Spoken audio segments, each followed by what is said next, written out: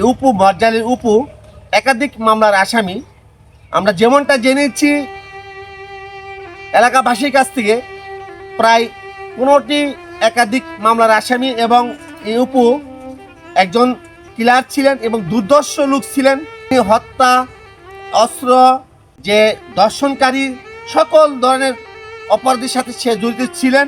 Narsingdi jail বাংলার যে আসামি সেটা ছিল, সে একাধিক মামলার আসামি। এই যে আমরা রয়েছি এই জায়গাতে কিন্তু আজকে রাত্রে কোনো এক সময় তাকে হত্যা করা হয়েছে। এই যে মেঝেতে কিন্তু তার এই যে রক্ত ভেজা এখনো কিন্তু রয়েছে। এই জায়গাটাতে কিন্তু তাকে রাত্রে কোনো এক সময় তাকে হত্যা করা হচ্ছে। ফ্যামিলির ধারণা যে রাত 4টার পরে তাকে এই জায়গায় হত্যা করা হচ্ছে। এই একাধিক মামলার আসামি এবং জেল বাংলা দেওয়ার পরে কিন্তু সিলিন্ডার করে নাই। পুলিশ কিন্তু তাকে অনেকবার খুঁজেছে। তো আজ দুর্বৃত্তদের আঘাতে আজকে সে জায়গায় তার মৃতদেহটি এ জায়গায় পড়েছিল। তখন পুলিশ তাকে এ জায়গায় নিয়ে যায়, সুরতাল শেষ করে পুষ্পনের জন্য নরসিংদী সদর হসপিটালে নেওয়া হয়। মাথার বাম পাশে 5 আঘাত আছে, মনে হচ্ছে চাপাটির। 8 ইঞ্চি, 7 ইঞ্চি, 5 ইঞ্চি বা 6 ইঞ্চি অনুমান। বাম কানের উপরও আছে, নিচু আছে। এই যে নৃশংস হত্যাকাণ্ড উপু হয়েছে, এই ব্যাপারে আপনি কি দাবি করেন? আমি দাবি করি একটা সঠিক বিচার হোক, আইনের আওতায় না থাকে, তাদেরকে যারা হত্যাকাণ্ড ঘটাইছে তাদের একটা সঠিক বিচার করা হোক, এইটাই আমরা চাইতেছি। কি জানেন এই বিষয়টা একটু বলতেন যদি? এই বিষয় বলতে গেলে হাই ঘটনা যাইছিল, কিন্তু বলতে গেলে হাই আইলে বাড়ি থাকলে কেউ জানতো না আর কি। তাই কালকে আইসি, পরে রাত্রে হয়তো বা কেউ বা কারা দেখা নিয়ে নিঃসঙ্গ হত্যা করছে। হিন্দু পাড়ার কিছু একটা ঘটনা আছে। আবার এক ঘটনা আমি এই কেস কাবারি হয়েছিল। লোকজন কি আইসে কি মর ধরে দেখছিল? না, তারা মর দেখছে বলে পড়ে রয়েছে। সে কি ভাল্লুক ছিল উপু? না না না, ভালো লোক ছিল না তো। একাধিক মামলার যে আসামি। আর শুনছি আপনার খারাপ লোক, মানে অনেক অনেক খারাপ কাজ করছে, মানুষের সমালোচনা করছে, আমরা শুনছি। সন্ধ্যার সময় আসি।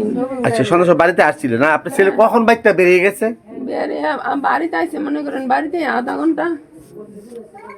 ঘন্টার মতন আসি। 7:30 বা 8টার দিকে আসি।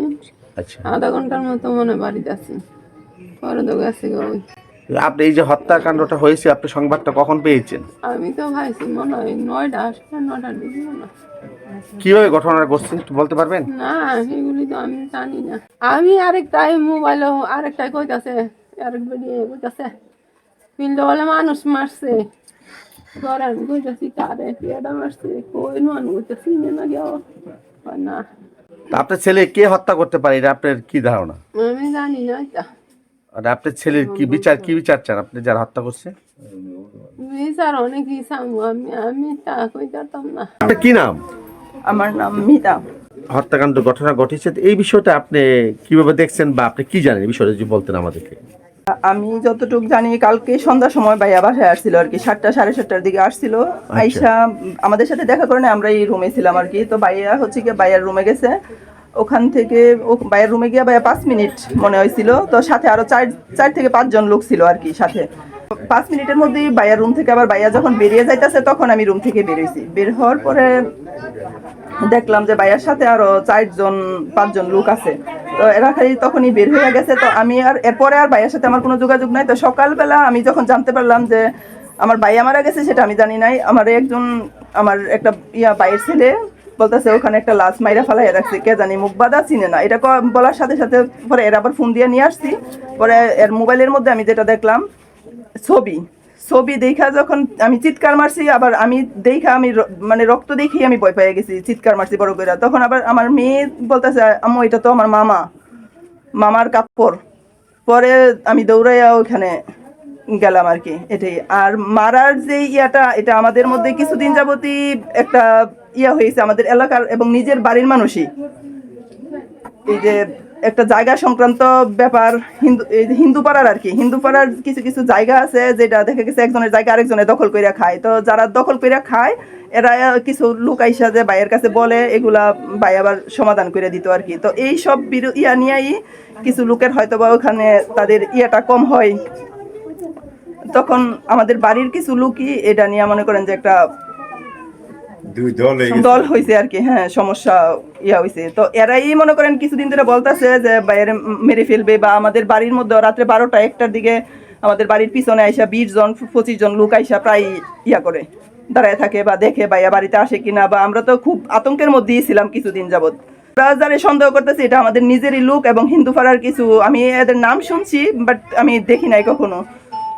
ওনার নাম হচ্ছে বশির, যে ওনার সাথেই কিছু গ্যাঞ্জাম আর কি বাইরে চলতেছে, এইগুলো নিয়ে এই জায়গা সংক্রান্ত ব্যাপার নিয়েই কিছু হয়েছে আর কি। তো ওনারা যে একবারে মেরে ফেলবে, আবার হিন্দু পাড়া যেখানে মাইরা ফালাইছে কিছুদিন আগে এদের গ্রুপেরই একজন বাসায় আইসা বলতেছে ইমন ইমন ওইখানে অপু বাইরে মারার জন্য করছে, যে চাপাতি অনেকগুলা চাপাতি বানায় রাখছে সজলকে ওনাদের বাসায়।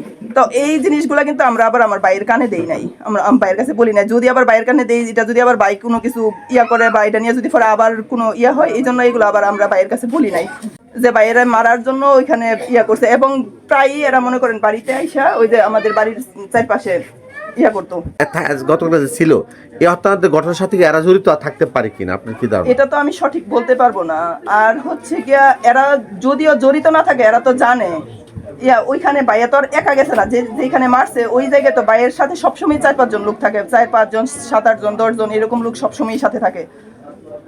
তো কালকা যে ওই বাসায় যেখানে মাইরা ফালাইছে ওইখানে কি ভাই একা ছিল? ভাইয়ের সাথে তো 4-5 জন লোক ছিল, আমি দেখছি। তো ওই লোকগুলারে ধরলে অবশ্যই জানতে পারবে যে কারা এরকম করছে। এটা হচ্ছে আমার ছিল কিনা এটা আমি সঠিক জানি না, কি তাদের বিচার চাই।